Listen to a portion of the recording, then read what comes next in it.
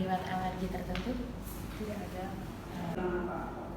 Baik Bu, ini saya ada obat atas keluhan yang sudah Ibu katakan. Saya memberikan obat Nexagrip karena ini indikasinya bisa untuk batuk dan juga flu. Diminum 3 kali sehari sesudah makan.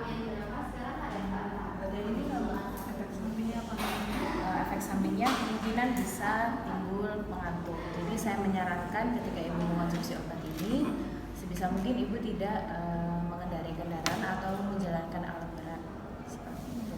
Yang lain bisa ngilangin sakit kepala nggak, Mbak? Bisa, itu juga bisa menghilangkan sakit kepala dan juga kalau semisal dalam waktu 3 hari obatnya sudah habis dan tidak ada perbaikan gejala, saya menyarankan untuk Ibu konsultasi ke dokter.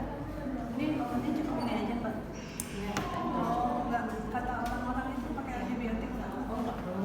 Nanti kalau semisal dalam 3 hari tidak ada perbaikan, baru nanti silahkan menuju ke dokter. Nanti dokter akan meresepkan obat yang lain. Ada pertanyaan, Bu?